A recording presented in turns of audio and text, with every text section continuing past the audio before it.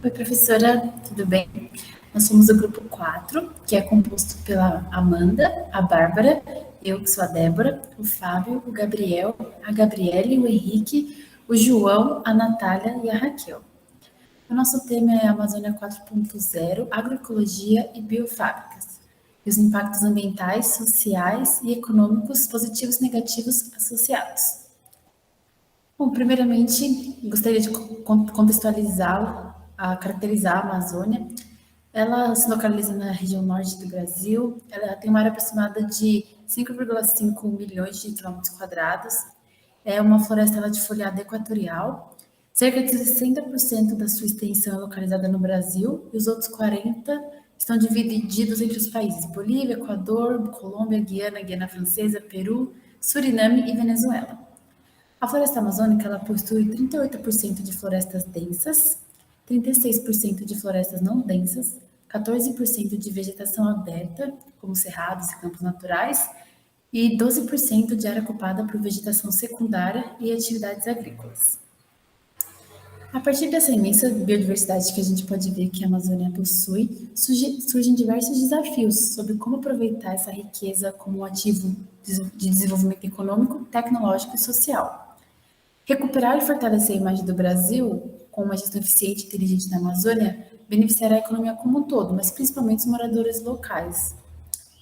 E nesse contexto surgem alguns conceitos, alguns movimentos, como a quarta revolução industrial, ou indústria 4.0, que se caracteriza por sistemas cyberfísicos, internet das coisas, redes de comunicação, inteligência artificial, convergência de tecnologias biológicas, computacionais, digitais e de materiais.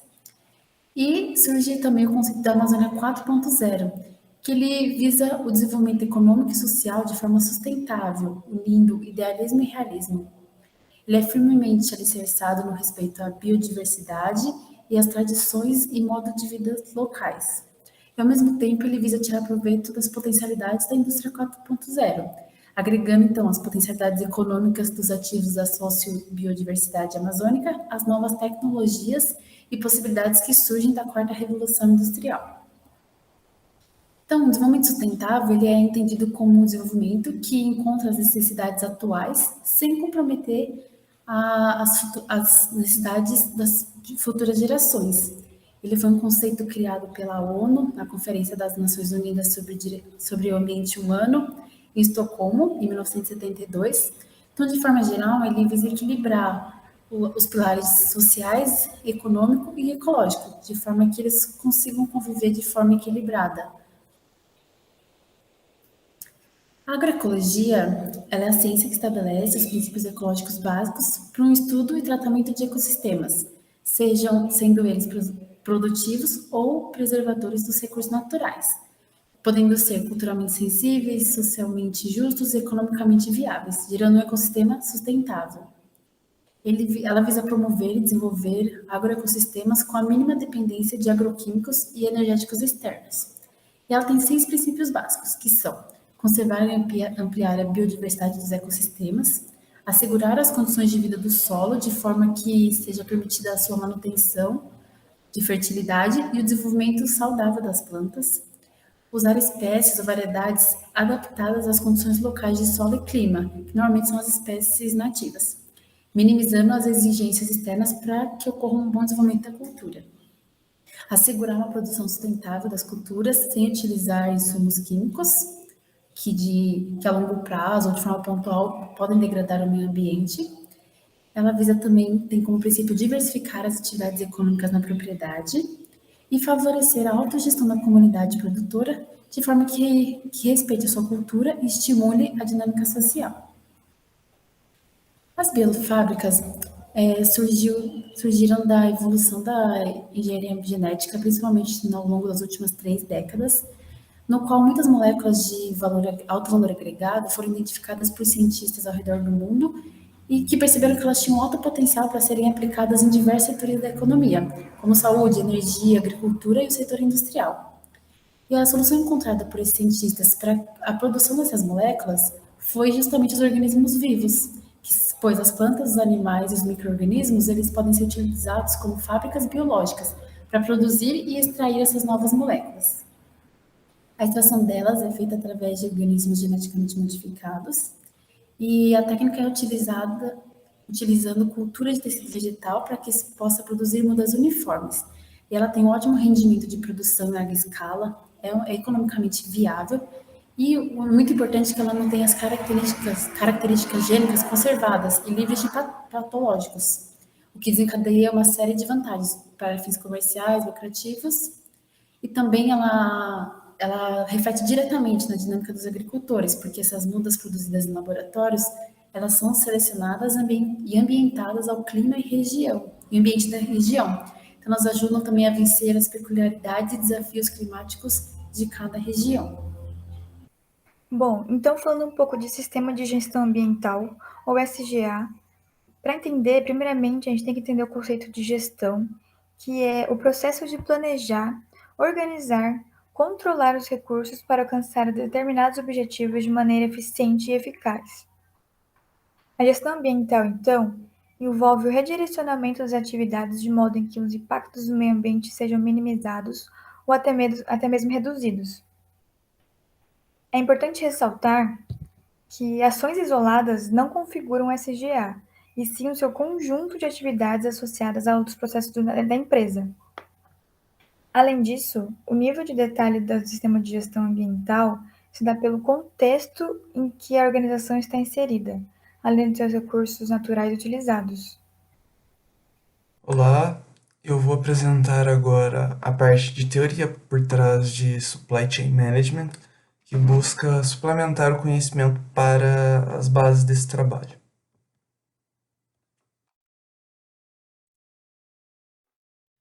Antes, eu vou caracterizar o que é uma supply chain, que pode ser definida pela união entre duas ou mais organizações que tenham algum tipo de vínculo. Por exemplo, as entidades responsáveis por fabricar e distribuir uma garrafa d'água, uma caneta ou qualquer outro produto ou serviço. Essas entidades elas podem ser fornecedores de matéria-prima, produtoras de peças, componentes e até mesmo produtos finais, em múltiplos estágios na produção, na fabricação de um determinado produto. Podem ser prestadores de serviços gerais, ou prestadores de logística e até mesmo o próprio cliente final.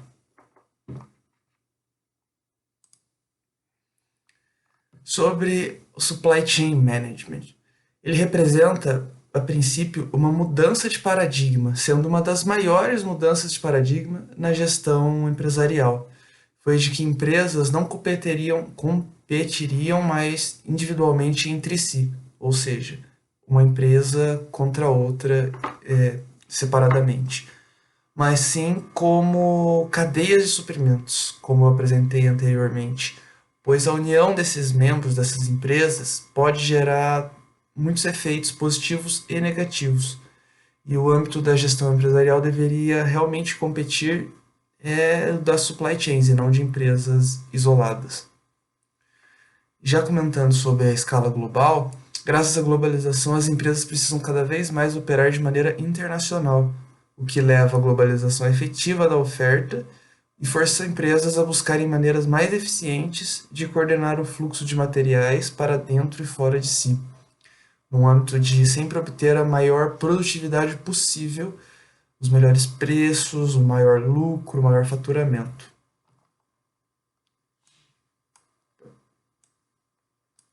A chave para essa coordenação vem da orientação para relacionamentos mais próximos entre fornecedores, clientes e parceiros, que são os aspectos chaves que a Supply Chain Management trata, que é garantir que os membros tenham um bom relacionamento entre si e consigam executar os seus papéis. Então, quando a gente para observar as bases do que o Supply Chain Management representa, ele está em sua maior parte voltado apenas para o aspecto produtivo e financeiro das operações, buscando sempre maior faturamento, maior eficiência ou qualquer outro âmbito gerando nesse aspecto, sem grandes menções sobre impactos ou responsabilidade ambiental, o que será então suplementado por outra ideia, que é a do Green Supply Chain Management, que será apresentada a seguir. O supply chain, como falado pelo Gabriel, ele é mais voltado para o aspecto econômico, visa lucro das empresas. E aqui no Green Supply Chain, ele é um reconhecimento dos efeitos e impactos ambientais no processo de produção. Então ele abrange essa preocupação, tá. Então, desde a extração da matéria-prima, produtos produzidos e a disposição final dos produtos. Dentro disso, a gente tem design do produto, como é selecionado os materiais, a terceirização. Então, as empresas que estão ali conectadas têm o mesmo pensamento, agem da mesma forma? A fabricação, os processos, como que vai ser entregue ao consumidor esse produto e o gerenciamento dos produtos após sua vida útil. Então, assim, até o após a sua vida útil é parte da preocupação desse Green Supply Chain. Então, não é só o produto, é realmente a cadeia inteira. E os estudos desse Green Supply Chain Management se concentram em avaliar as perspectivas táticas e operacionais da empresa. Então, assim, ressaltando, não é só o produto ali, então é toda a cadeia, o planejamento de produção, a gestão de estoque, a gestão de transporte, o design dos produtos e os sistemas de informação. Toda a empresa pensando assim da maneira green, vamos dizer assim. Bom, falando agora aqui um pouco sobre biofábricas, primeiro nós trouxemos aqui duas definições, né, do que são biofábricas. A primeira aqui é que biofábricas, ou fábricas biológicas, como também podem ser chamadas, elas podem ser definidas como laboratórios que utilizam da cultura de tecido vegetal para produzir mudas uniformes, com um ótimo rendimento de produção em larga escala, com características higiênicas conservadas e livres de agentes patológicos.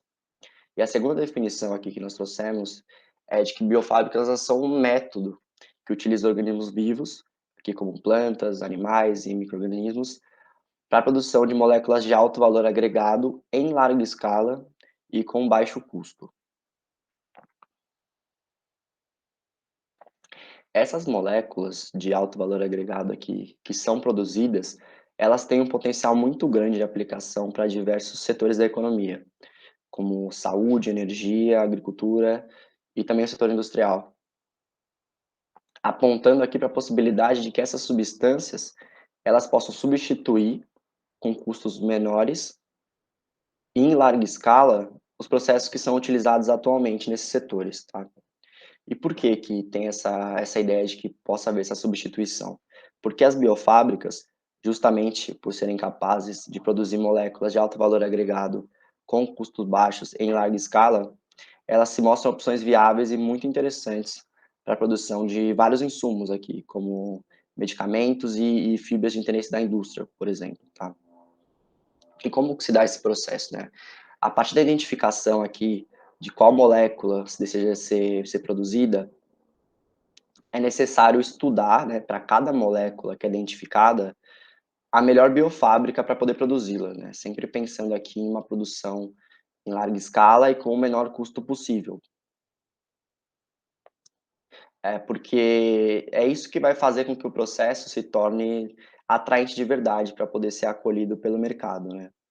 E de fato o mercado está de olho aqui nas biofábricas, tá? Há um interesse crescente do mercado em geral e da indústria, e esse interesse crescente aqui ele pode ser ilustrado pelos milhares de dólares que diversos países, incluindo o Brasil, eles movimentam atualmente com o objetivo justamente de alimentar o mercado que é produzido pelas biofábricas, né? Além de poder desenvolver novas aplicações. Então esse movimento que a gente consegue observar, ele está proporcionalmente relacionado com a demanda de um mercado que hoje está em franca expansão. Bom, segundo Chico Graziano, ele é ex-presidente do Instituto Nacional de Colonização e Reforma Agrária, o INCRA, e também é professor da GV Agro.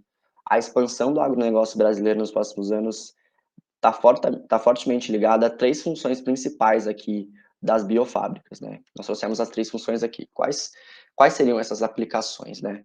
A primeira é a produção de biodefensivos. Como que seria essa produção, né? Aqui, a partir do uso de organismos vivos ou obtidos por uma manipulação genética, O objetivo seria combater pragas e doenças que são provocadas por agentes nocivos para a agricultura. Hoje, a produção de produtos biológicos para o controle de pragas e doenças agrícolas, justamente aqui os biodefensivos, cresceu mais de 70%, que são dados de 2018 no Brasil, movimentando aqui mais de 450 milhões de reais. O resultado brasileiro aqui, com relação aos biodefensivos, ele é considerado o mais expressivo da história do setor e ele supera, inclusive, o percentual que é apresentado pelo mercado internacional no geral.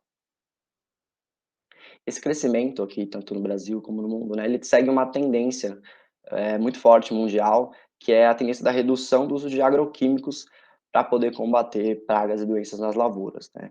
E por que existe esse movimento hoje, né?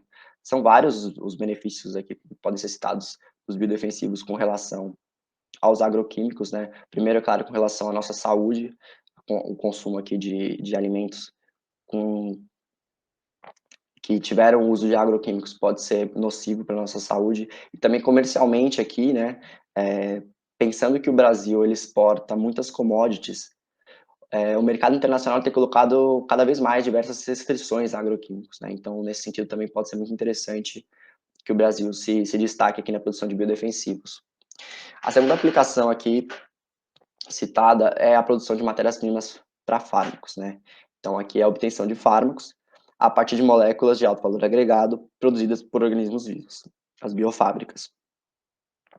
Hoje no Brasil já são desenvolvidas algumas iniciativas com relação à produção de fármacos, tá? São conduzidas pela Embrapa. E por que que tem um olhar voltado aqui para o mercado de fármacos, né? O Brasil, hoje, ele é o quinto maior consumidor mundial de medicamentos, e as biofábricas, justamente por serem capazes de expressar essas moléculas de alto valor agregado com custos baixos em larga escala, elas se mostram opções muito interessantes aqui para a produção de medicamentos, né? A intenção é promover um acesso maior aos medicamentos, né, pensando que eles possam ser produzidos com um custo menor. E a terceira aplicação aqui que nós trouxemos é trazer tecnologia e inovação para a produção de mudas em larga escala, né, então justamente a produção aqui em larga escala de mudas, mas essas mudas elas teriam aqui uma alta qualidade genética, e isso seria feito, lógico, a partir de organismos vivos, justamente as biofábricas, né. Uma técnica que é usada hoje, muito conhecida aqui com relação a essa produção em larga escala, é a micropropagação. A disponibilização dessas mudas por esse sistema, ela pode aumentar a competitividade do produtor, né, já que essas mudas micropropagadas aqui, elas permitem a obtenção de plantas uniformes e isentas de doenças, além também de poder possibilitar que o planejamento da produção ele seja cumprido durante o ano todo, né, você se torna muito mais estável essa previsão. As plantas que são produzidas aqui por meio da micropropagação, elas são produzidas por meio de um sistema de clonagem, né? A partir aqui do uso de técnicas especializadas, em que a partir de um fragmento das plantas matrizes, podem ser obtidas milhares de cópias de alta qualidade genética, tá? Então, trazendo um panorama geral aqui, a gente consegue apontar que o desenvolvimento do agronegócio brasileiro ele está muito ligado aqui ao futuro das biofábricas, né? E a busca de novas tecnologias realmente se mostra como o caminho para promover uma melhoria na vida dos agricultores, mas também da população em geral. Bom, falando um pouquinho sobre agroecologia, o que é agroecologia? Ela é basicamente, por definição, uma ciência que estabelece os princípios ecológicos básicos, gerando um ecossistema sustentável. E geralmente, quando a gente fala sobre agroecologia, estamos associando à agricultura, ou seja, a produção de alimentos e outras necessidades humanas, promovendo, ao mesmo tempo, uma conservação da biodiversidade local. Ou seja, a gente percebe que ela se difere das técnicas tradicionais de agricultura justamente pelo fato dela ter essa preocupação com a biodiversidade local. As técnicas atuais de agricultura tradicionais e que são utilizadas há muitos anos aqui no nosso país, mas também em outros países também, ela utiliza grandes máquinas, utilizam produtos químicos, utiliza técnicas de preparo de cultivo de solo já além de serem ultrapassadas, elas impactam de forma muito negativa o meio ambiente. Ou seja, a agroecologia ela é muito mais preocupada com isso, de não deixar a produção de lado, mas também pensar em como utilizar, como promover uma sustentabilidade na produção de seus insumos para posterior produção e desenvolvimento econômico e sustentável. Ou seja, ela se torna um novo paradigma do desenvolvimento rural. É uma transição dos atuais modelos de agricultura, que são insustentáveis por esses motivos que eu falei, para novas formas de agricultura ecológica, que vão sempre pensar na proteção do meio ambiente sem deixar de lado a produção local. E a agricultura? Uma vez que ela é um processo ecológico social, já que vai envolver a população que vai consumir esses produtos e os produtos em si, que serão produzidos naquele local, naquele meio ambiente, a agroecologia, então, ela se torna uma base científica para uma agricultura que tenha como princípios básicos a menor dependência possível de insumos externos. Insumos externos desses que eu falei, por exemplo, produtos químicos, máquinas, e etc., que vão impactar negativamente e, principalmente, vai ter como princípio básico também a conservação dos recursos naturais. Ou seja, uma produção local agroecológica não vai, por exemplo, desmatar uma área para a produção de algum determinado produto, como acontece normalmente aqui no país. A agricultura tradicional, por exemplo, ela, além de desmatar grandes áreas para a produção de terras cultiváveis, a própria utilização dessa terra de forma muito intensa vai fazer com que o solo fique exaurido muito mais rápido, tornando aquela terra insustentável. Ela vai deixar de ter capacidade produtiva muito mais rápido do que normalmente teria em outras condições. Pode também causar utilização inadequada dos recursos hídricos para irrigação, por exemplo, promovendo seca de lençol freático, contaminação e assoreamento de rios, outros corpos hídricos. A utilização de produtos químicos vai fazer com que haja uma possível contaminação do solo e de água também. Pode alterar dinâmicas ecológicas envolvendo espécies de animais ou até mesmo espécies arbóreas do entorno. Ou seja, vai causar todo um desequilíbrio no meio ambiente local. Ou seja, a agroecologia, ela pretende não causar tudo isso, ao mesmo tempo que ela vai acelerar, vai fazer com que aconteça a sua produção dos produtos para a população. Ou seja, ela é um paradigma capaz de enfrentar a crise socioambiental da atualidade. Muitos especialistas, e é sabido também por muitas pessoas, que a agricultura tradicional é um dos principais causadores das mudanças climáticas globais. Então, a agroecologia, como eu já tinha dito, vai fazer com que os impactos ambientais sejam cada vez menores diante da sua produção. E as técnicas utilizadas, em geral, causam pouco ou nenhum impacto ambiental sobre o local, mantendo os processos físico-químicos e biológicos em equilíbrio. Além disso, ela também vai trazer diversos benefícios que envolvem não só o local da sua produção, mas também a população que vai consumir os produtos, a população que vai fazer com que essa agroecologia aconteça e todos os outros atores envolvidos. Alguns dos benefícios citados aqui são a proteção do solo, dos recursos hídricos, né? Como eu já falei, ela não vai a utilização do solo não vai ser tão intensa quanto normalmente é utilizada em técnicas tradicionais de agricultura, dos recursos hídricos também. Vai também ter uma capacidade de uso múltiplo do local.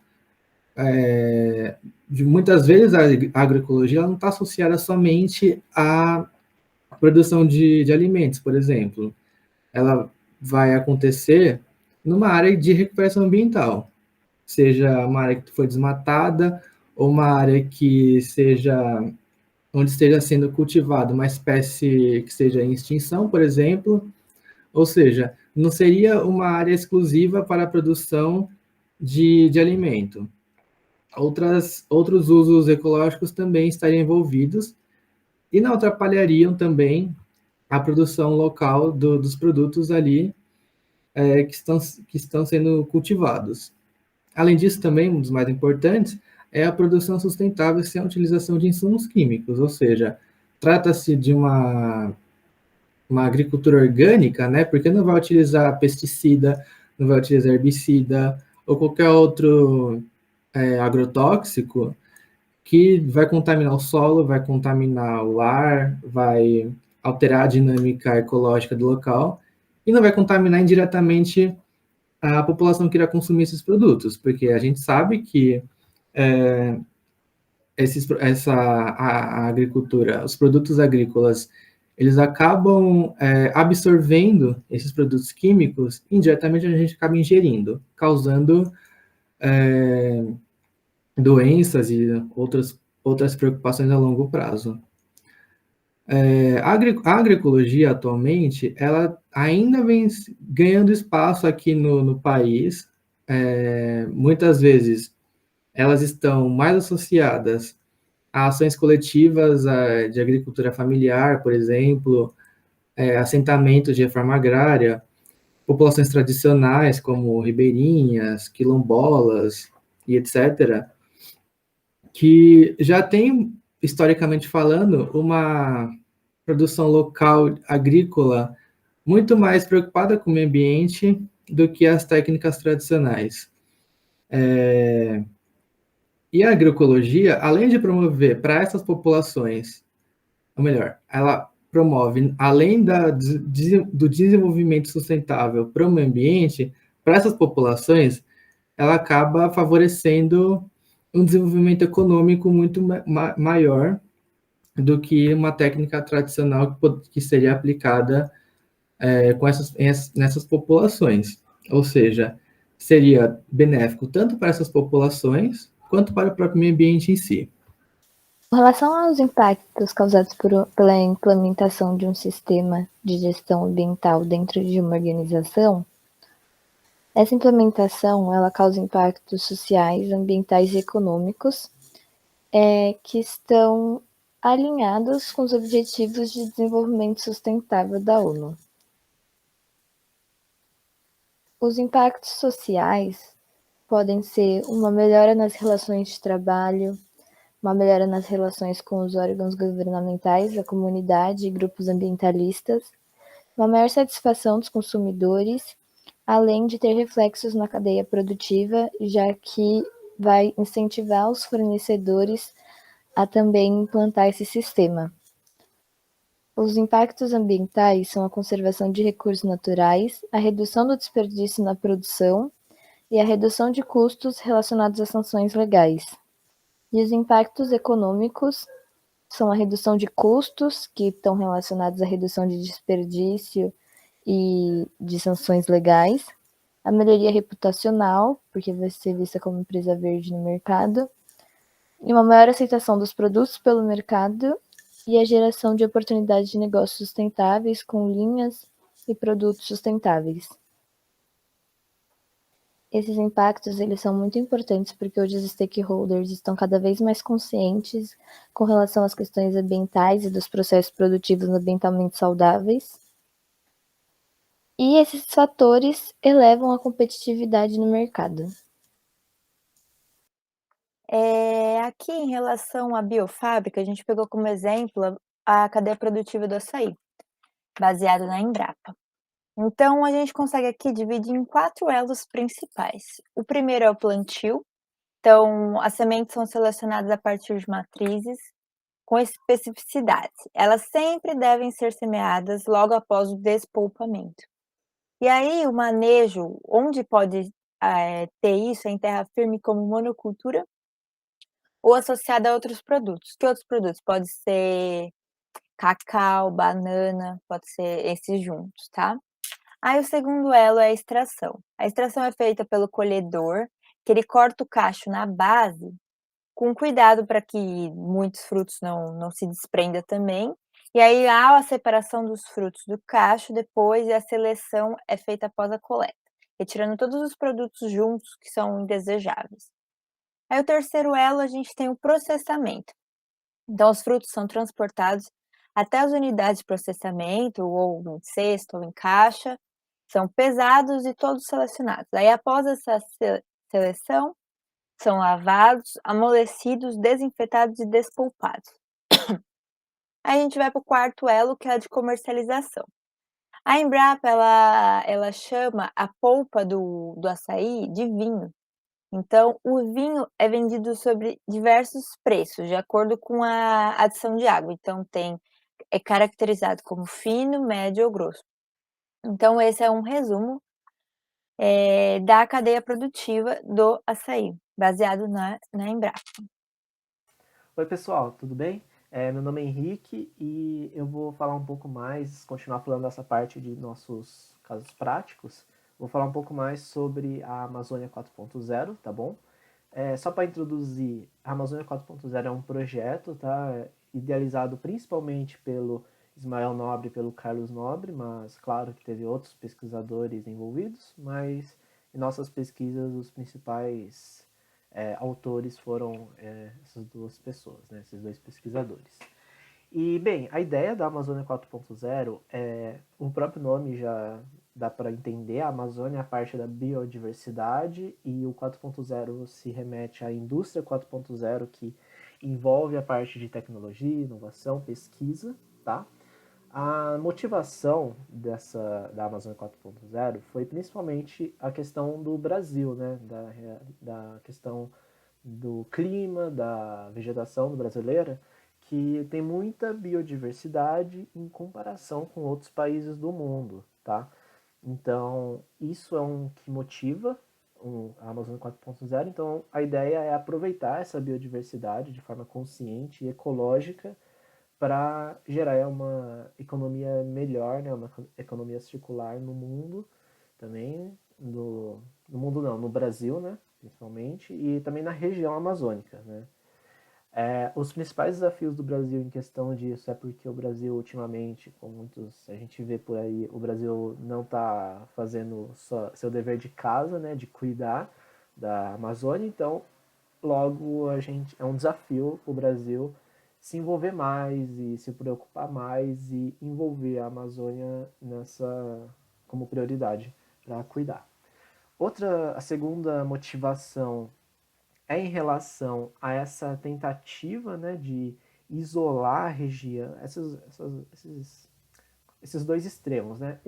De um lado tem grupos tentando isolar a região a fim de preservar a Amazônia, e outro tem outras pessoas que estão pensando na questão econômica, né, e capitalista de envolver o agronegócio, a agropecuária nessa região, né? Aproveitar essa região para gerar essa economia.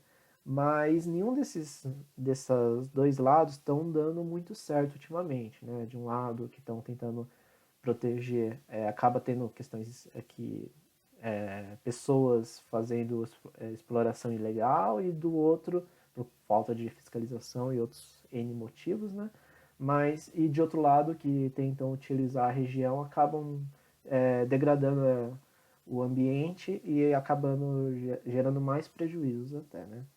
Então tem esses dois extremos, e a ideia da Amazônia 4.0 é realmente fazer um meio termo ali, né, uma terceira situação, onde vai aproveitar todos os recursos, os ativos, né, da Amazônia, e colocar esses recursos como valores, né? Como ativos realmente que vão agregar valor econômico, social e ambiental para a região e para o Brasil. Tá? Essa é a ideia da Amazônia 4.0. E então, resumindo, né, sintetizando, a ideia é colocar indústrias verdes dentro da Amazônia, incorporado, que ao mesmo tempo mantenha a floresta de pé e os rios fluindo, mas ao mesmo tempo também gere economia com esses ativos que a Amazônia pode dar, né? Em destaque para o cacau, para a castanha, para outros produtos que a Amazônia pode gerar, né? Então, essa é a ideia, tá? A Amazônia é você colocar indústrias ali, colocar um sistema econômico ali que aproveite os recursos da Amazônia de forma consciente, sem degradar o local, tá bom? E bem, existe esse documentário que está nessa figura abaixo, que é da Amazônia 4.0. Ele é apresentado pelo próprio Carlos Nobre, tá? Que foi um dos idealizadores do projeto. E nele é um documentário de aproximadamente 30 minutos, tá? Está disponível no YouTube, então qualquer um pode assistir. E ele foi basicamente ele apresentando essa ideia de como seria essa Amazônia 4.0, né? Apresentando o projeto. É um documentário recente, ele foi ao ar, né? Ele foi disponibilizado esse ano, tá? Mas o que já tem sido feito, né, na prática para o projeto Amazônia 4.0? Porque eu disse que é um projeto, né, que está só idealizado, mas já tem algumas coisas sendo feitas, tá? Aqui a gente vai citar dois. Tá? O primeiro é o Laboratório Criativo da Amazônia, que é o LCA. Eles são... essa figura que vocês estão vendo, ela é apenas uma ilustração, né? Não é uma imagem real, né? É uma foto, é uma figura. E aqui vocês até podem ver que tem um desmatamento ali por conta que foi instalado o local, né? Mas isso não é a ideia. A ideia é que esses laboratórios eles sejam um lugar onde tenham pesquisadores, onde tenham empreendedores de startups que tenham propósito verde, pesquisadores, professores também, e pessoas ali auxiliando também. Essas pessoas que eu citei seriam mais as pessoas mais estratégicas, mais táticas, né? E as pessoas mais operacionais ali, que estariam mais ali como aprendendo, né? E ajudando, seriam as comunidades locais, então a ideia é ajudar também na economia da região, né? Então ajudar no desenvolvimento, no conhecimento também e educação e incentivo à ciência, à tecnologia e para as comunidades que vivem ali, né? Então, e fora também os estudantes também que possam ajudar ali com estágios e com outros programas, né, de treinamento. A ideia é realmente usar esses laboratórios que vão agregar valor também à comunidade, né? Então, como eu disse, né, nessa figura parece que foi degradado uma região ali, uma região grande ali da Amazônia para instalar, mas a ideia mesmo é que esse laboratório seja um centro para pesquisar, né? Como um possível impacto, assim, que a gente pode ver, depois a gente vai ver mais para frente, mas é que a instalação desses laboratórios, querendo ou não, causa um impacto, né? Então, mas isso é um assunto mais para frente, tá bom? E é importante também destacar, né, que a gente viu uma matéria, segue a referência aí, tá? Mas essa notícia já falava que já está sendo financiado alguns protótipos desse laboratório criativo da Amazônia, tá? Então teve dois financiamentos, né, feitos por essas duas companhias e elas vão... Então isso mostra que esse projeto, né, da Amazônia 4.0 já está sendo colocado em prática.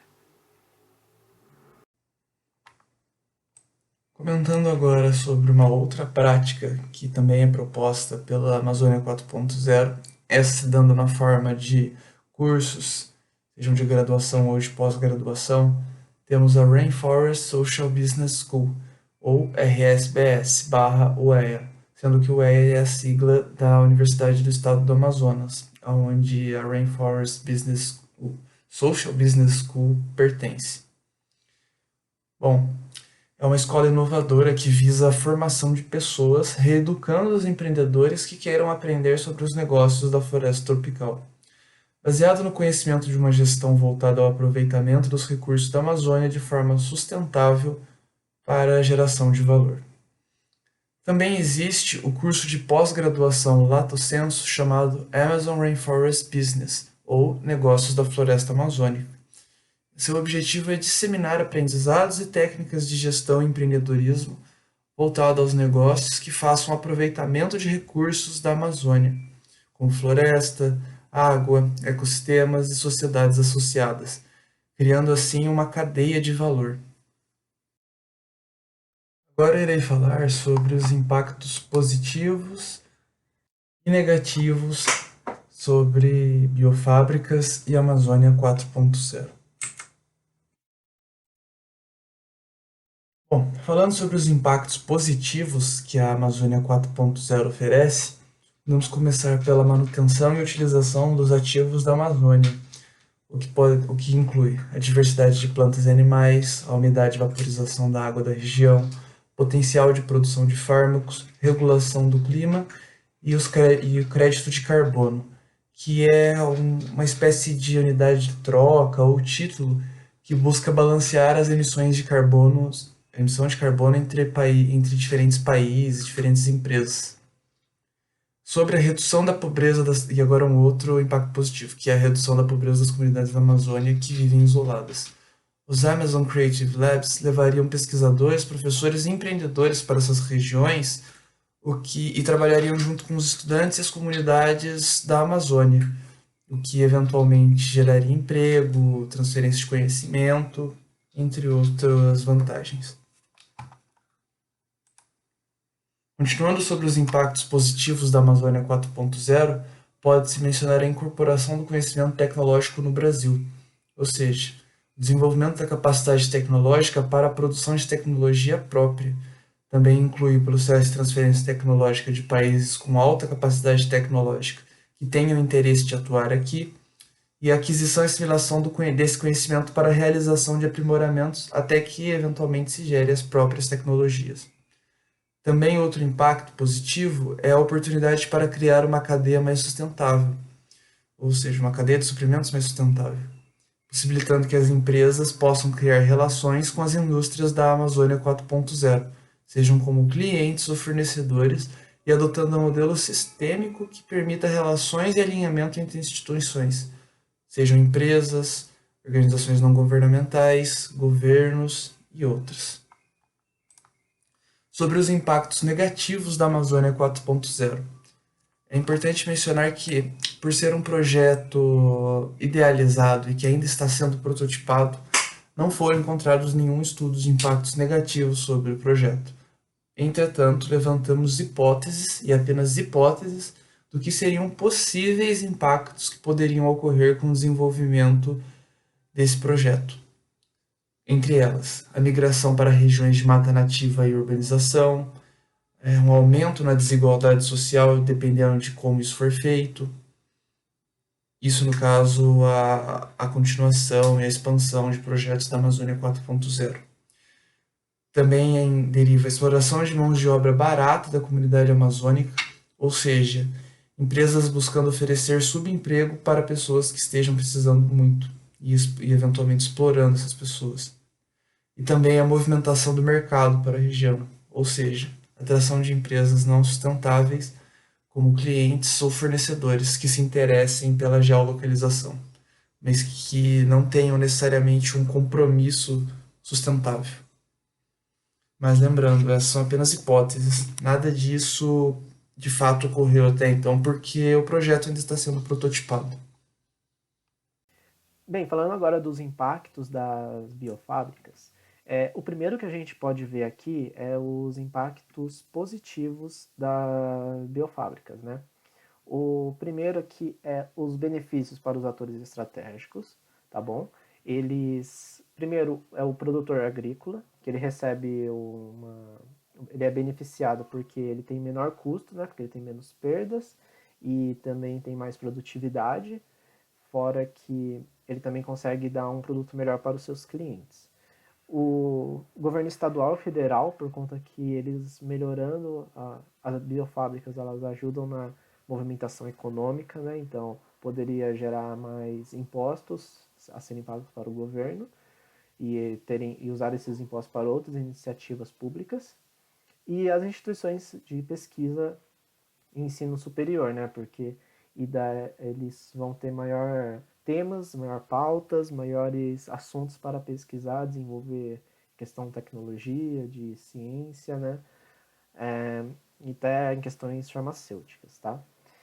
O, outro impacto positivo é a redução do uso de agrotóxicos, né? Porque as biofábricas, os produtos, muitas vezes eles têm um gene ali que impede que receba, que, que a planta, né? Ou, enfim, que o ativo ele atraia pragas, né? Ou até mesmo as biofábricas que produzem seres vivos que são que se alimentam das pragas, por exemplo. Então, as biofábricas acabam reduzindo o uso de agrotóxicos.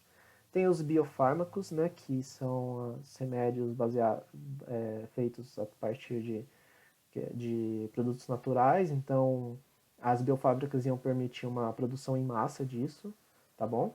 E também o diferencial competitivo do futuro das empresas, né? Porque a gente sabe que o futuro é ESG, né? Então a gente precisa colocar essa agenda em pauta, colocar essa agenda em prática, né? Então as biofábricas, elas iam ser uma forma assim de a empresa se mostrar as suas métricas, né? Medindo bem, né?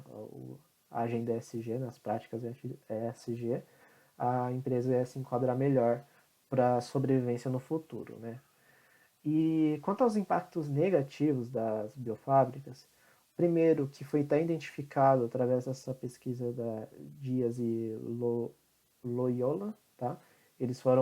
Nessa pesquisa eles identificaram alguns conflitos de interesses entre os atores estratégicos. Então esses mesmos atores que a gente citou aqui nos impactos positivos, aqui nos impactos negativos eles podem ter uns conflitos, né, que foram identificados. Um deles foi o conflito entre pesquisa científica e aporte tecnológico, né? Que, querendo ou não, a ciência, as instituições de pesquisa, elas acabam tendo mais dificuldade, assim, de ter recursos e também, às vezes, entregar alguma coisa que não está alinhada com o que as outras partes, os outros atores querem. Então, se a instituição de pesquisa está entregando uma coisa, mas a expectativa dos agricultores e de outras instituições são outras, acaba tendo esse conflito. Outro conflito é a concessão de créditos aos produtores, né, que acaba sendo um pouco mais burocrático, um pouco mais difícil para os produtores conseguirem créditos, dívidas e outras formas de capital, né, para investimento. Então, acaba sendo um pouco mais burocrático e isso é um conflito que há entre os produtores e as instituições que aportam neles, e também os atores ausentes, né? Então, às vezes, tem relação entre dois agentes ali, né? Dois atores estratégicos, e às vezes um depende do outro, ou um cria expectativas demais com o outro, um acha que o outro está muito ausente, que não está muito, vamos dizer, não está ligando muito para o trabalho do outro, enfim, tem esses interesses, esses conflitos também.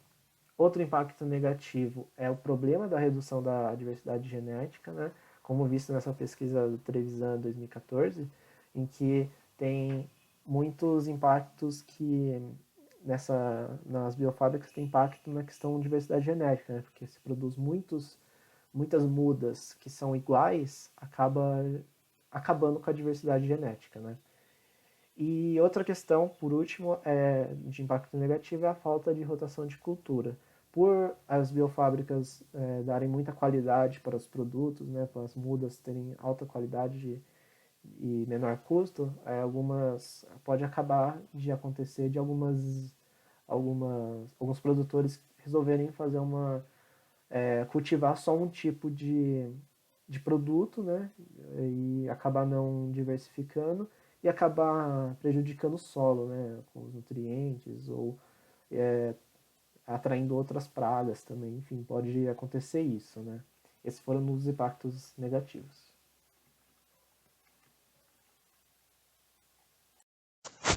A inserção de novas tecnologias digitais na produção agrícola e extrativista no bioma amazônico foi um dos destaques do primeiro encontro de bioeconomia e sociobiodiversidade da Amazônia, realizado na Universidade do Estado do Amazonas, em Manaus, que contou com a participação do pesquisador Carlos Nobre, que integra o Conselho do Painel Brasileiro de Mudanças Climáticas. No encontro, Nobre lançou o desafio de pensar a Amazônia no contexto da quarta revolução industrial e apresentou soluções de terceira via para viabilizar a produção econômica na floresta, com proteção socioambiental a partir da combinação de novas tecnologias, como a internet das coisas e ferramentas 3D, com o potencial biológico da floresta. A proposta da Amazônia 4.0 sugere mudanças nos sistemas socioecológicos baseadas em um modelo de bioeconomia que utiliza ciência e tecnologia para a exploração sustentável da biodiversidade amazônica, agregação de valor dos produtos florestais, com o empoderamento das populações e comunidades locais.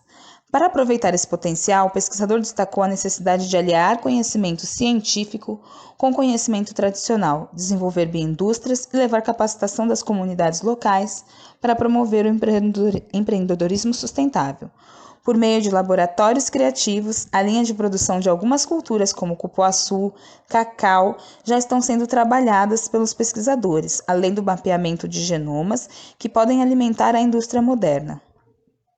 O Rainforest Business School é uma iniciativa criada para fornecer cursos sobre bioeconomia para formar uma nova geração de especialistas capazes de combinar conhecimento científico com oportunidades de mercado.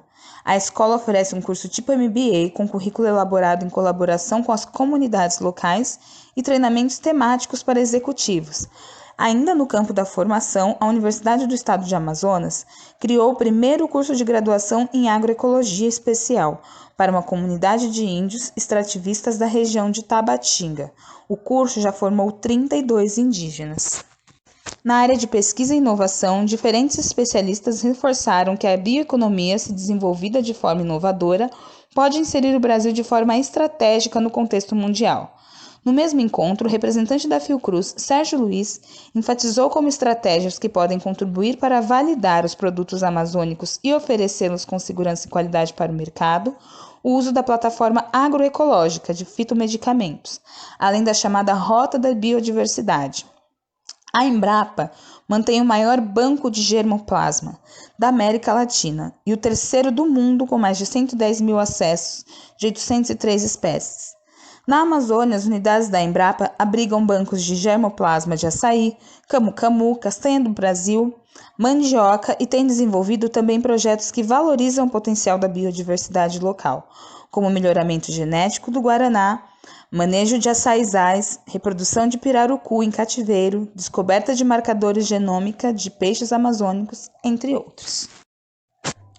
A ideia central da Amazônia 4.0 de agregar valor aos produtos da biodiversidade, inserindo indústrias modernas, ecológicas dentro da Amazônia, usando tecnologia e inovação, com o objetivo de manter a floresta de pé e rios fluindos, é uma opção pelo desenvolvimento econômico e social sustentável. O projeto une idealismo e realismo em um conceito poderoso e inovador, firmemente alicerçado no respeito à biodiversidade e nas tradições de modos de vida locais. A indústria 4.0, a qual caracteriza-se por sistemas cyberfísicos, internet das coisas, redes de comunicação, inteligência artificial, convergência de tecnologias biológicas, computacionais, digitais e de materiais, aliada ao potencial biológico da floresta, viabiliza a produção econômica na floresta, com proteção socioambiental. Além disso, a implementação de um sistema de gestão ambiental dentro de uma organização causa diversos impactos sociais, ambientais e econômicos.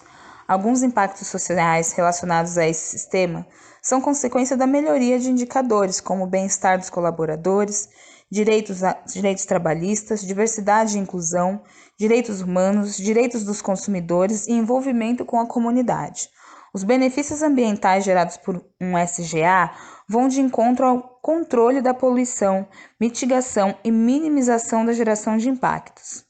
As biofábricas, justamente por serem capazes de expressar moléculas de alto valor agregado com custos baixos, são opções viáveis para a produção de insumos, como medicamentos e fibras de interesse da indústria.